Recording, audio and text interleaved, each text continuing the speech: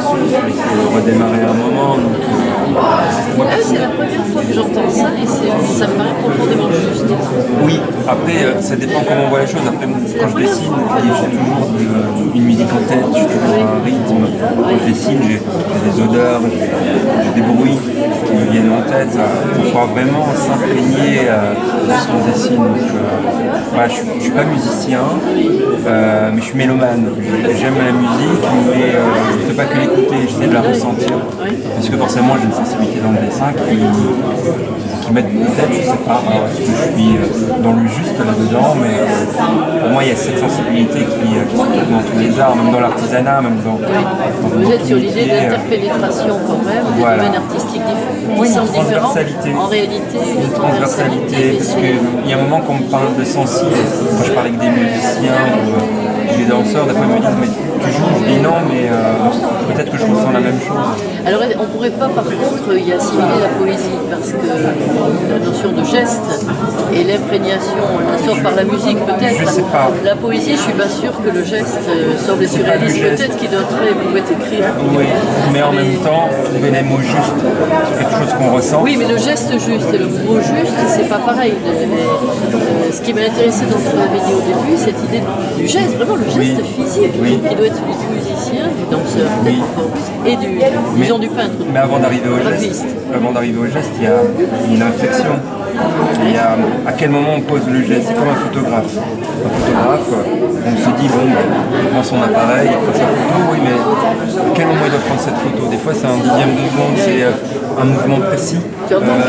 Une micro-expression du visage. Il y a des expressions qui ne durent qu'un vingtième de seconde. Alors, je me rappelle plus de ce photographe qui a écrit une thèse là-dessus, il appelait ça l'index. À quel moment on doit appuyer sur le bouton pour avoir la bonne photo, le bon cadrage, la bonne lumière. Et voilà, c'est pareil en dessin, c'est pareil en musique. Tu passes des heures à attendre. Oui.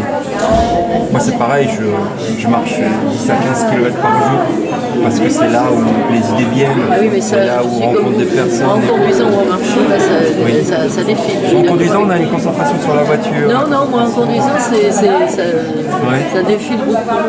Mais sur la poésie, est-ce que vous diriez alors que l'équivalent du geste juste, c'est le mot juste? C'est-à-dire qu'on a les mêmes... C'est le mot juste, mais pour avoir le mot juste, il faut le ressentir, puis il faut savoir mettre un mot sur ce qu'on ressent. C'est un mystère extraordinaire. Quelquefois, vous lisez des poésies d'une parfaite simplicité, mais c'est pas possible, c'est impossible. Prenez le haïku. Le haïku est extraordinaire, il ne dit rien.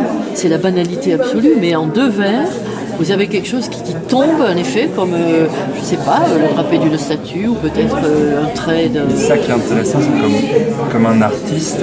Enfin, moi, ma vision de l'art, c'est ouvrir une porte et permettre aux autres de pouvoir s'engouffrer dedans et rêver, oui, mais ça, c'est réfléchir. un peu la finalité des arts. Ce dont vous parliez avant, c'est la mécanique même par laquelle on produit. Oui, mais quand vous parlez d'haïku, moi c'est comme ça que je le vois. Je le vois comme une phrase, mais une phrase qui amène à. Et qui a besoin de quelqu'un pour la lire. Enfin, c'est vrai de tout poème, bien sûr, mais presque qui s'adresse à vous, parce que sa banalité apparente est telle qu'elle est universelle. Il y a quand même une recherche universelle, c'est fascinant.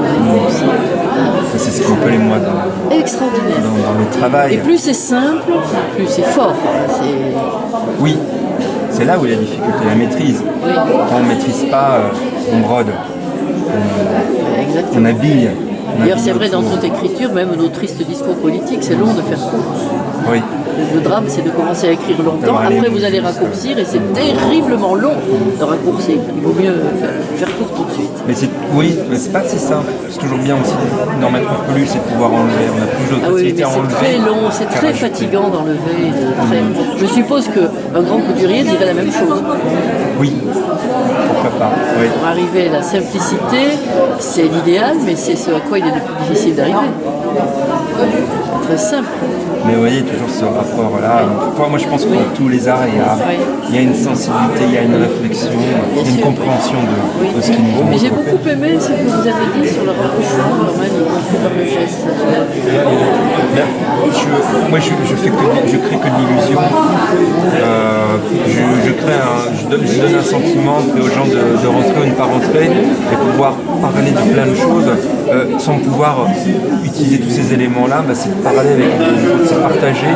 Et quand je me retrouve sur scène avec des peintres ou des musiciens, je suis ni musicien ni danseur, mais j'essaie de ressentir au même moment qu'eux en fait. C'est de profiter de leur expérience et chercher ce qui pour moi est le plus important. Et ensuite, quand je suis dessus, c'est de prendre, mais en même temps de donner. En même temps, vous avez toutes ces expériences, je pense que vous êtes assez polyvalent quand même. Oui. Hein? Polyvalence, c'est ce qui m'intéresse, sinon je m'ennuie. Si dans la création, enfin, moi j'ai la chance d'enseigner à côté, de donner aussi. Vous enseignez? Oui, j'enseigne au lycée Saint-Vincent. L'art appliqué. Oui. Enfin, moi j'ai plutôt un profil de plasticien. Vous êtes en section, oui. En design. C'est bien. Oui. Accessoirement, ça permet aussi de vivre quand même quand on produit c'est surtout que moi ça m'a permis de me rapprocher à la réalité. Je suis quelqu'un qui est toujours un peu dans d'autres comment dire moi je parle toujours de stratosphère, je suis encore au-delà d'eux et l'enseignement et de donner. Oui, ça vous plombe un peu les pieds aussi, mais c'est normal. Et puis ça me permet de me remettre en question. Sur le premier cours que j'ai eu enseigner la perspective, je suis arrivé au tableau, je partais tout seul. Je me suis retourné, je regardais les élèves et je me suis rendu compte qu'il manquait quelque chose. Il a fallu que je reprenne à la base. Mais vous en êtes rendu compte. C'est votre mérite. J'étais incapable de revenir à la base. Je suis rentré chez moi, j'ai pris un bouquin de perspective, ça faisait 20 ans que j'en faisais, j'ai pas compris le bouquin. Parce qu'en 20 ans, j'y ai trouvé mes propres points de repère et autres. Et là, l'enseignement m'a permis autre chose, c'est de pouvoir communiquer. Et alors, qu'est-ce que vous avez fait pour le cours suivant? Comment j'ai fait? J'ai repotassé, puis j'ai essayé de me revoir 20 ans en arrière. J'avais commencé par où j'avais commencé. Et vous avez réussi? Oui, après ça c'est venu. Et puis c'est là où on voit la différence entre quelqu'un qui a un savoir-faire et quelqu'un de pédagogue. Ce sont deux choses complètement différentes. C'est pas parce qu'on est un bon professionnel que forcément on est un bon pédagogue. Et j'ai appris en comprenant que pour être bon pédagogue, il faut se mettre à la place du jeune. Je suis d'accord avec moi, j'ai commencé ma carrière en enseignant la philo et ce que vous dites s'applique aussi. Oui. C'est juste. Et aujourd'hui, oui, c'est un plaisir. Je ne peux plus me passer de l'enseignement, même si des fois je suis assis avec eux à travailler, ça me donne envie de m'asseoir et de dessiner. Ils me disent, monsieur, pourquoi vous ne dessinez pas avec nous? Si je me mets à dessiner, vous n'existez plus. C'est difficile, oui. Alors je rentre chez moi et puis je reprends les crayons. Et est-ce que vous découvrez chez vos élèves des dispositions extrêmement diverses, variées, des qualités exceptionnelles de cas échéants Est-ce que vous sentez ça ou bien est-ce qu'il faut vraiment beaucoup plus de temps pour eux? Moi j'ai la chance de travailler avec des classes qui sont prévues pour ça. Voilà. Oui, qui ont déjà choisi déjà. Et moi j'ai travaillé de 3 à 60 ans, donc je connais un peu les différents publics. C'est un peu comme moi, en fait, moi j'ai fait 9 ans d'études dans le dessin et avec du recul, je me suis rendu compte que les profs prenaient des pincettes ou tournaient un petit peu autour du pot au lieu de nous dire directement ce qui n'allait pas. C'est une pédagogie, mais au final, on n'avance pas en fait. Il y en a qui comprennent plus vite aussi, qui intègrent, qui assimilent plus vite, j'imagine. Il faut de maturité quand même. Moi je sais que c'est à partir de 25-26 ans quand j'ai terminé mes études et je me suis retrouvé confronté à la réalité et puis au professionnel, je me suis rendu compte que je maîtrisais, mais il me manquait C'est le genre d'études où on ne se borne pas, si je puis dire, à étudier. Vous produisiez certainement en même temps, sinon vous n'auriez pas choisi ce type d'études. Il reste qu'il y a des études aussi. Oui, mais vous n'auriez pas choisi ça si en même temps vous ne produisiez pas. Il manque l'expérience. Oui, il manque l'expérience et aujourd'hui, l'alternance, c'est vraiment le bon compromis. C'est le bon. Oui, moi je me dis que dans mes études, j'aurais bien voulu avoir cette alternance qui fait que les élèves gagnent en maturité. Parce que la moitié du temps ils sont en entreprise, ils se rendent compte que on n'a plus le temps d'aller à droite à gauche, il faut aller surtout comprendre son client, quoi. Et je pense que pour moi l'alternance aujourd'hui a son importance. Alors moi j'enseigne autant en bac qu'en post-bac. Et en post-bac je suis en BTS et j'ai une case de BTS classique et une en alternance. Et je vois très bien avec la deuxième année la différence de maturité. Mais aujourd'hui on a des difficultés de trouver des entreprises. Non mais pas qu'aujourd'hui. l'alternance, ça avant le bac, problème depuis longtemps. ça coûte moins cher aux entreprises, ça leur fait gagner de l'argent. Après le bac, Oui. ça leur fait perdre de l'argent. Oui. Mais je trouve dommage parce qu'ils se retrouvent quand même avec des élèves avec une maturité supplémentaire. Et nous, à Saint-Vincent, C'est dommage, je dirais que c'est pas bien de leur faire non plus, parce que tout le monde doit participer quand même à l'effort de formation. Mais oui, sentir, voir. Moi, je discute beaucoup avec les élèves, des fois sans surpris. J'ai plus de facilité à avoir une image, un travail d'un élève qu'un visage. Enfin, si, un visage, oui, mais un nom. Oui. Parce que, voilà, moi, je vis à travers le dessin, donc je comprends beaucoup de choses à travers le dessin des élèves. Oui, c'est normal, c'est votre prisme. Et quand je discute des fois avec les élèves, C'est votre on n'a filtre, pas, même. on n'a pas parlé de ça, comment vous savez cela? Je regarde avec un bon sourire, je dis, écoutez, regardez comment tu travailles, je sais que.